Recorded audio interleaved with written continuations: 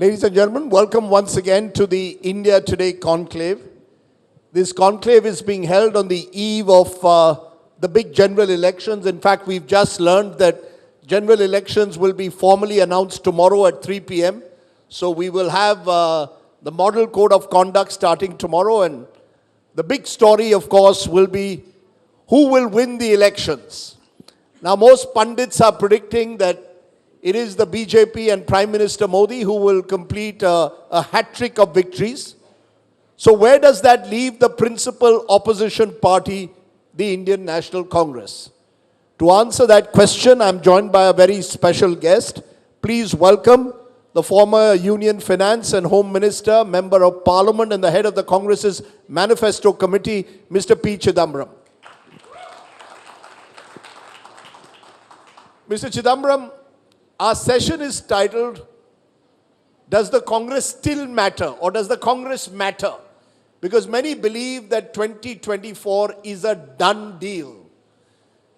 How do you respond to those in this audience and indeed across the country who believe that 2024 is a done deal?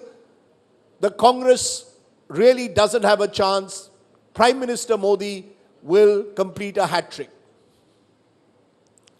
Well, if it's a done deal, you should recommend no elections then. People have to vote. I can't speak for the whole country, but I think there are places where the Congress will win.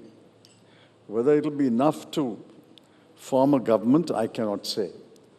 But let's assume that Mr. Modi's party, the BJP, gets the majority. They will form the government and we will be in the opposition.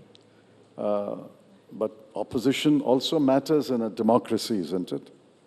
The opposition does matter, but I'll tell you, and I'm going to put up a graphic to tell you why there is skepticism about whether the opposition can mount a challenge.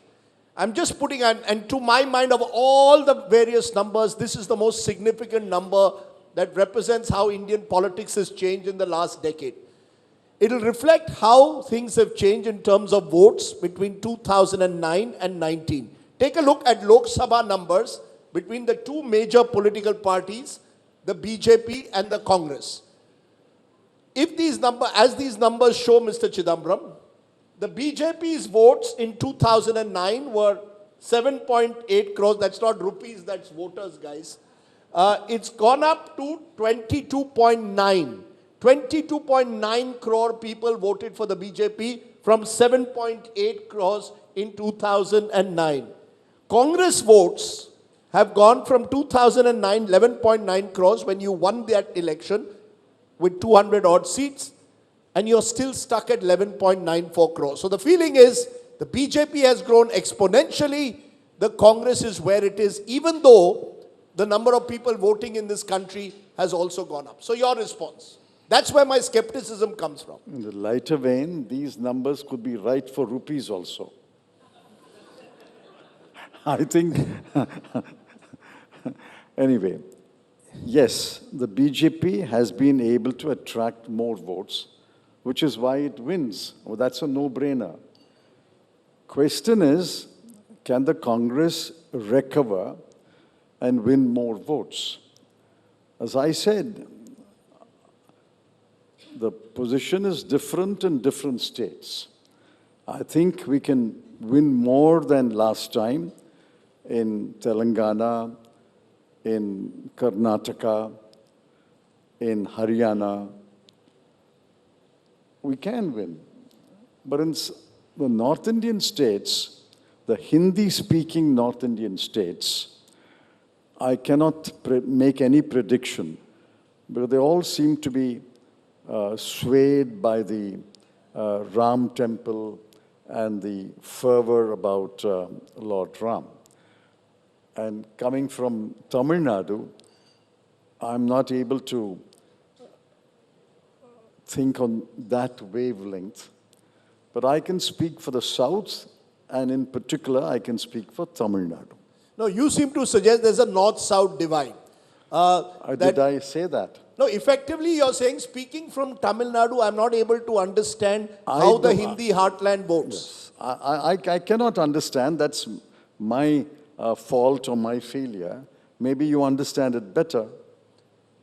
We had Nirmala Sitharaman at the conclave sitting where you were, and she said 2/3 is because of what Mr. Modi has done, and 1/3 is because the opposition has no narrative apart from anti-Modism.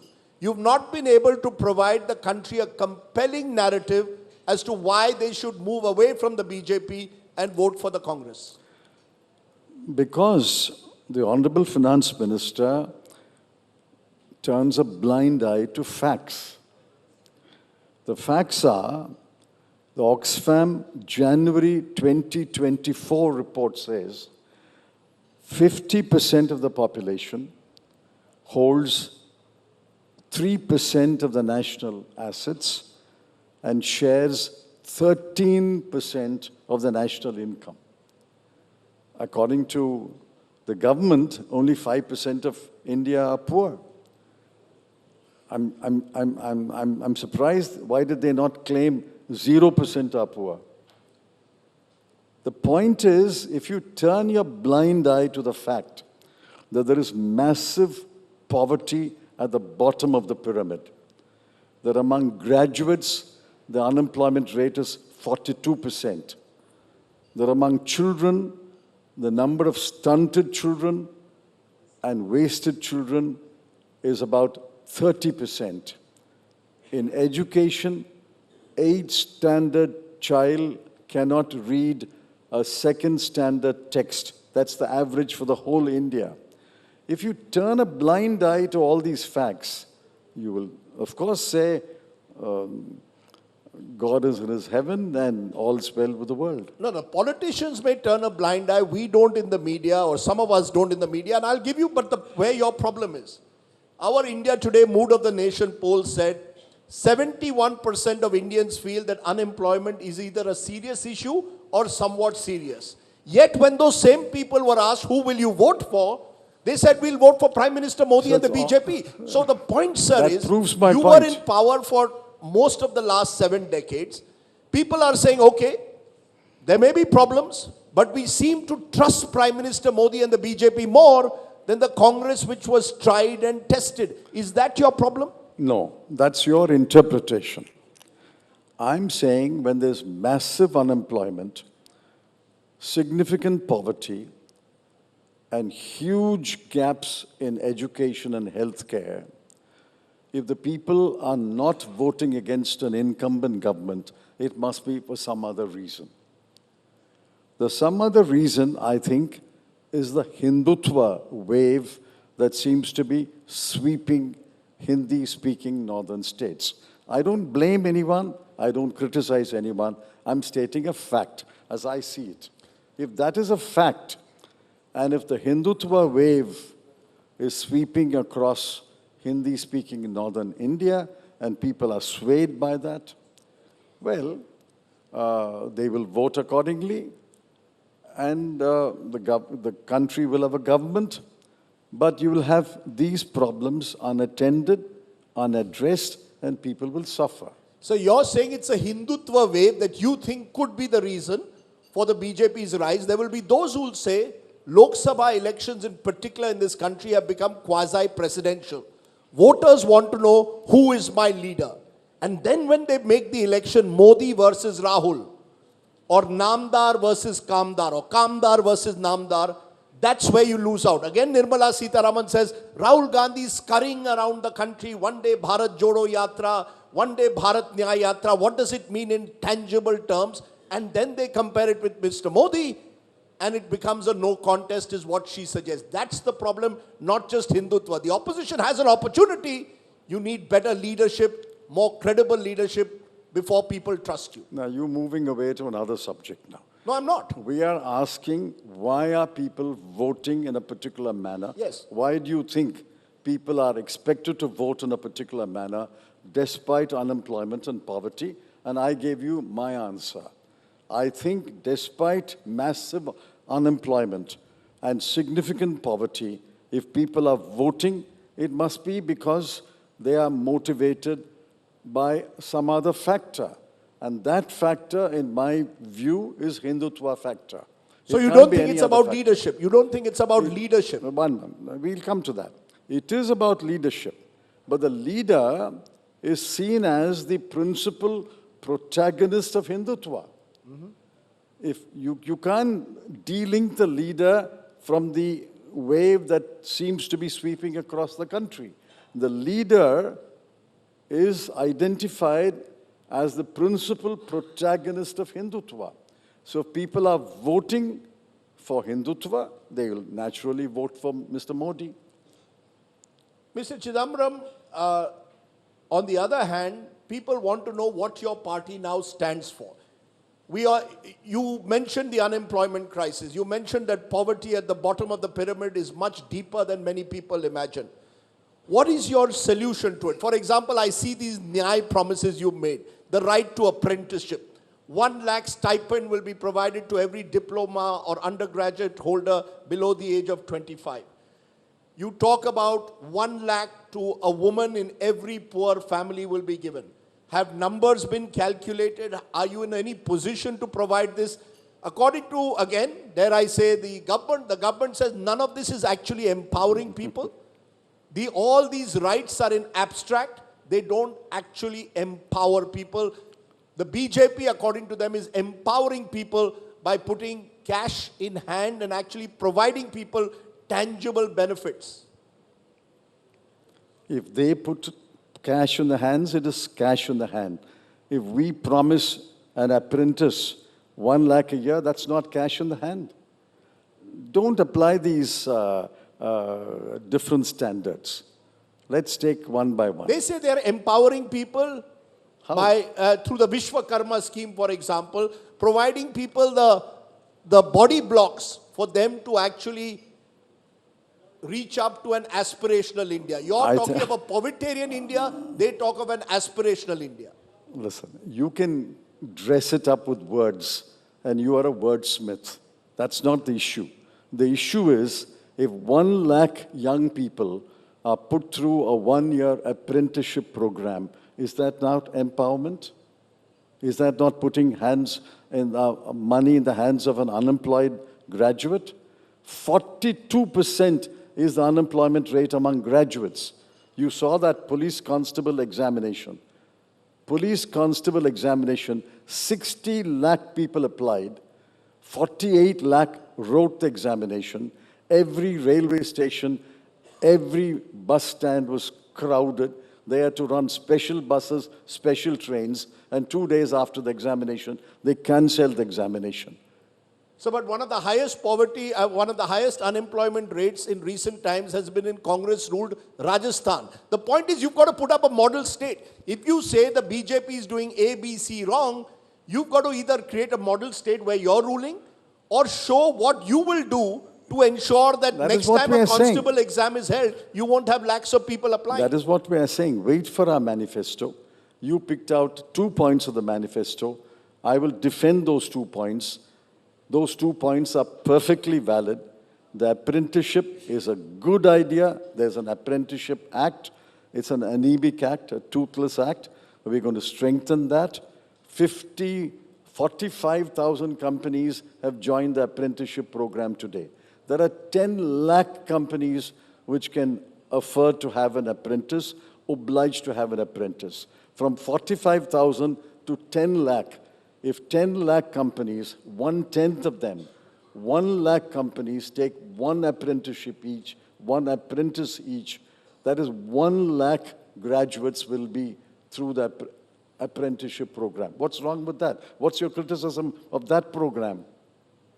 The question, therefore... What is your criticism of that program? Sir, my question, it is not for me to criticize the people of this country. You did just now. Sir, people of this country are judging you by your agenda. You recall 2019, before the election, the Congress came up and said they would bring up minimum income scheme. Yes. Right? That time's Nyay program. You ended up with 52 seats. Now you're talking about the 5 Nyays that you're going to give the people. Again, we don't know where it'll end up. But the question is it then a problem of communication? If you believe these schemes are so good, Why is it that the people of this country are not endorsing your party? Is there a disjunction between what you say and what the voter behavior is? You are applying wrong measures to assess a program. I'm here to defend the worth of the program. If people do not vote for us, it's not because they are for or against that program. There are 100 thoughts that race through a voter's mind when he or she enters a voting booth. What finally impels a voter to vote for one party or against another party does not depend upon one promise or one manifesto point. There are 100 other things. Therefore, you are asking me the validity of a promise, and I'm ready to defend the validity of that promise. But why a voter does not vote for the Congress is dependent upon a number of other factors. Is it that Mr. Modi has captured the zeitgeist, if I may use the word, of New India? That the Congress is seen to represent the old India, an India of Parivarvad, an India which is seen to, in some way you are still pigeonholed as a party tainted with corruption and scams. And Mr. Modi, on the other hand, claims, I'm cleaning up the system, na khane dunga, na khaunga, na khane dunga.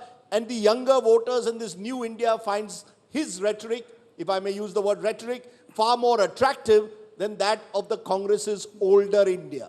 I think you are listening to too many Modi speeches. You are speaking the language of Mr. Modi. Now let's take Parivarvad. Who are his allies in the last election and this election? Every one of his allies, to use his words, not my words, is a dynast. Akali Dal, JJP, INLD, RLD in Uttar Pradesh, Mr. Jain Chowdhury, now his new ally, TDP, Mr. Naveen Patnaik in Orissa, everybody's a dynast. Why don't you ask him? If you are against Parivarvad, why are every one of your allies a dynast? You won't get an opportunity to ask him because he won't sit in this chair. You will not be allowed anywhere 10 feet of the Prime Minister. But please ask him this question. Therefore, don't listen to too many of Mr. Modi's speeches. Listen to some other speeches also. What is the other thing you said? Zeitgeist or something. Zeitgeist, these sort of energies of German words. Z-E-I. I'm not surprised that they look to Germany, Russia, China, Turkey, Iran as examples. All these countries have turned their constitution upside down. And please read my column on Sunday. I'm afraid a third term for the BJP with a two-third majority will lead to major amendments on the constitution, which you will regret and I will regret. And this audience will regret. You're saying that we are turning to, if Mr. Modi wins again, India is moving towards an electoral autocracy. Is that what you're saying? It is already some shades of an electoral autocracy. That's how the VDem Institute describes India's democracy. But if Mr. Modi wins a third term, you can be assured, and you can note the date and the day and the time, major amendments to the Constitution will be made. Let the Prime Minister say, I will not make any amendments to the Constitution which interferes with the federal structure of this country. Let the BJP say that. They will not say that because they have planned to amend the Constitution. And the forerunner of that is this one nation, one election. Well, how is this democratic? Tamil Nadu will go into a state election in 2026. And the assembly elected in 2026 will have only a 3-year term under Mr. Kovind's report, former President Kovind's report. So we will elect terms we'll elect assemblies with 2-year term, 3-year term, 1.5-year term. What is this democracy? Since you're raising questions about democracy, one of the big stories at the moment is electoral bonds. Yes. 14 of the top 30 companies who've given donations through electoral bonds are companies that at some stage or the other in recent times have been raided or investigated by the enforcement agencies. When we asked this question to Nirmala Sitharaman, she said these are your assumptions that there is a protection being offered, and that's how any connection is being built between raids and donations given. What's your view? Since you are, many believe, the architect of the Prevention of Money Laundering Act. Mr. Chidambaram initiates it, the BJP implements it. The point is, India Today, a famous channel and the most celebrated anchor, doesn't read the facts. No, I'll tell you answer. Yes, sir. PMLA is a 2002 act. Yes. 2002, who was finance minister? Implemented by you, Just a notified moment. in 2005. Allow me to complete. Yes, sir. I'm asking you one question. You don't have an answer. I'll ask you two more. Who was the finance minister and who was the prime minister and which was the law, or who was the government in 2002? One. Second, when did the act receive the assent of the president? In 2003.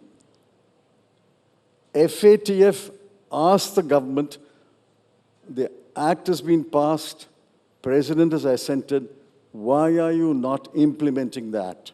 If you don't implement that, we will have to ask you to withdraw from FATF. We came into office in 2004. The tremendous pressure from FATF, you have passed a law, you have to implement it, otherwise you'll have to withdraw from FATF. So, in 2005, I made 2 significant amendments to the Act and implemented it. But nobody thought, not you, not I, not any lawyer, that you can weaponize a law. You weaponize a law, use it to tame or destroy political opponents, and the interpretation, of course, is another issue. We have a review petition. The Supreme Court bench has agreed to review the matter. Therefore, the interpretation made it worse. But can I ask? The law was passed by the BJP. The law was assented to in the BJP's time. We had no choice but to implement it. I made 2 significant amendments and implemented it. And the law has been weaponized. As long as we were in power, did we weaponize the law? Sir, that is a contentious issue. Whether you misused or didn't misuse agencies, we can debate that separately. You started PMLA. Sir, may I just very quickly though ask you, just a minute.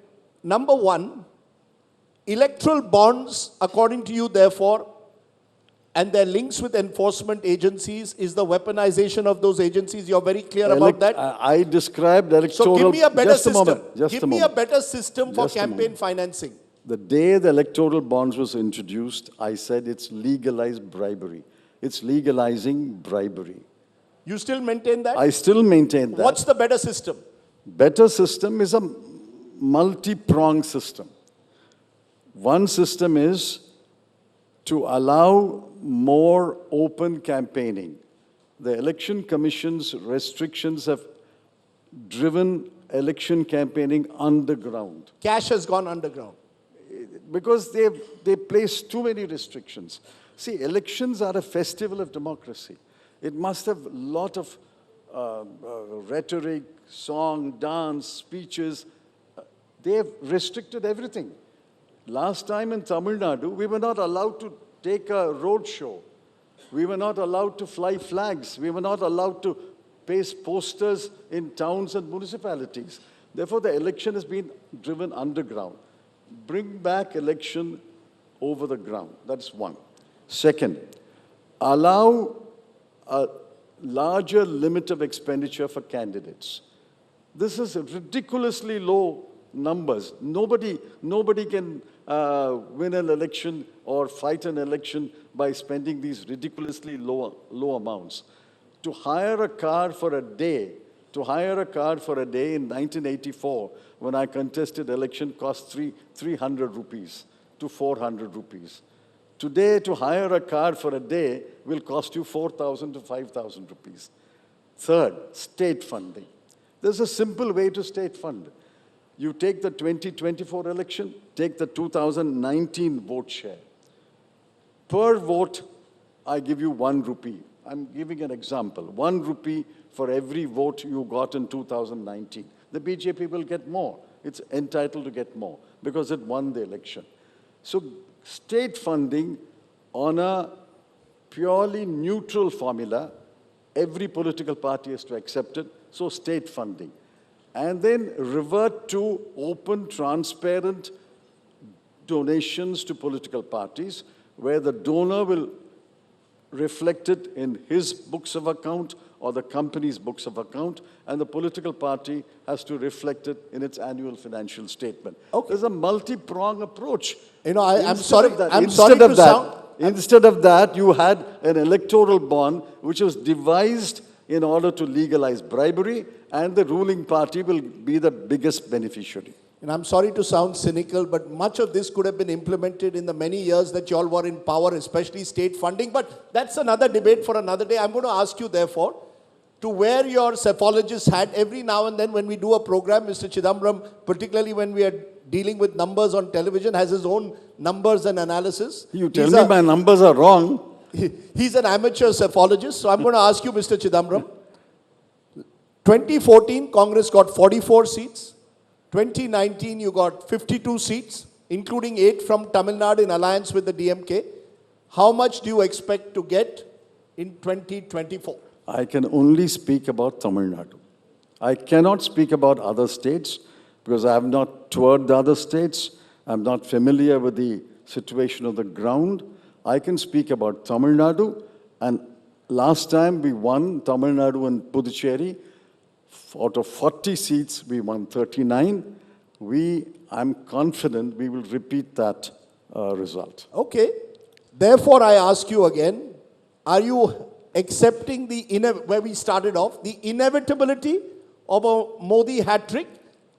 Are you accepting the inevitability of a Modi hat-trick, Mr. Chidambaram? Or do you believe that picture abhi baki hai? Nothing is inevitable. Where was your channel in 2004 when the India Shining campaign was raging all over India? Mr. Vajpayee was a good man, a moderate man, not given to extremes. He led the campaign, yet the Congress pipped him to the winning post by 8 seats. Okay. So nothing is inevitable. Did you think that a Trump-Biden rematch is inevitable? But we are having a Trump-Biden rematch as an inevitable contest. Okay. Nothing is inevitable, but I concede from the numbers you put out, I concede if the Hindi-speaking states vote in a particular manner, vote in a manner that they voted last time, we have a battle on our hand. Okay. And how the India alliance will cope with that battle is for the India alliance leaders to determine. But I can speak for Tamil Nadu. We will repeat the same result as in 2019. Let me leave it there, Mr. Chidambaram. Whether this is a Modi shining moment, we will wait and see. Or whether the Congress can actually prove that reports of its death are grossly exaggerated, we will know in a few months from now.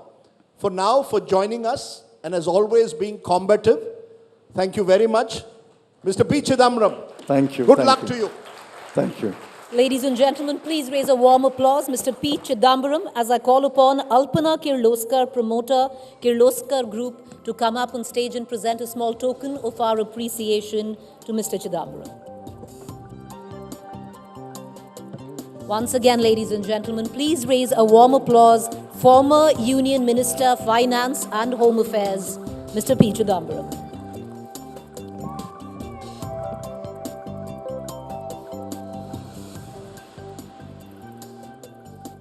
Thank you, Mr. Chidambaram. Appreciate it.